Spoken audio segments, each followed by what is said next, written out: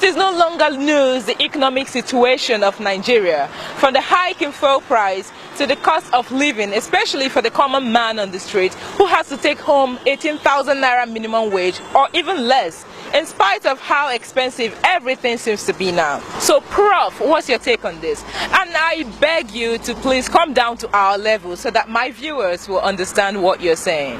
That is what you get when the hobo pejoratively hobnobs with the hobgoblin. Nigerians have been bamboozled, razzle-dazzled, razzmatazz politically. Then I ask myself this rhetorical question.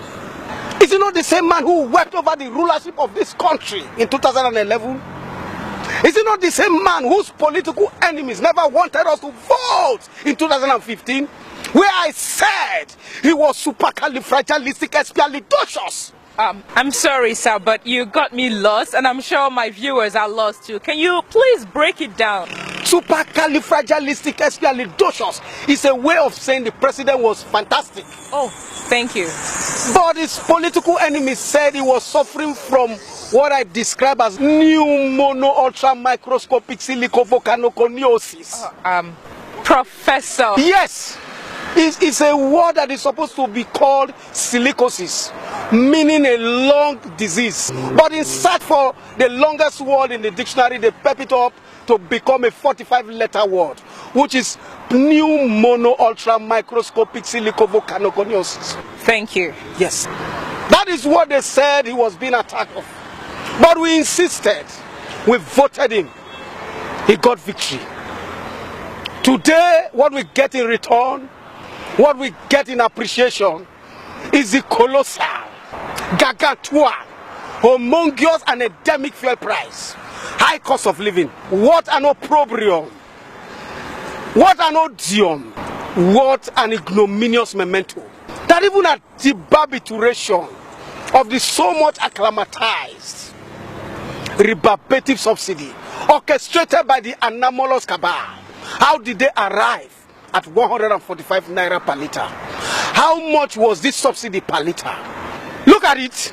In 2012, the same subsidy evacuation and barbituration was condemned by a scrupulous, fastidious, puritanical, boisterous, energetic, and a rootin-tootin Governor Adams Oshomole, who was once the voice of the masses. But today, for party affiliation, sentiments, for political somnambulism and malocclusion, he has chosen to remain close-mouthed, reticent, taciturn, uncommunicative, and unforthcoming, meaning he has kowtowed in their poho. This is sardonic, opprobrious, malevolent, contumelious, erroneous, lugubrious, and exasperating. What a political baloney. What a political ballyhoo. What a political bunkum, balderdash and hogwash. At this point, I will borrow the words of the great sesquipedalian, logomanian, Ikodomigodo of Edo State, that it is crystal clear, like the biblical menemeneteke you've seen, that this administration has no blueprint on socio-economic matters. But I will advise you to tell Mr. President that following his antecedent and pedigree, we know him, he can do better. Tell him to do better. But at this point, we will not kowtow in their poho. Thank you. Well, Prof, thank you very much for talking to us. Well, viewers, Prof has taught me a new word today. Should we kowtow in their poho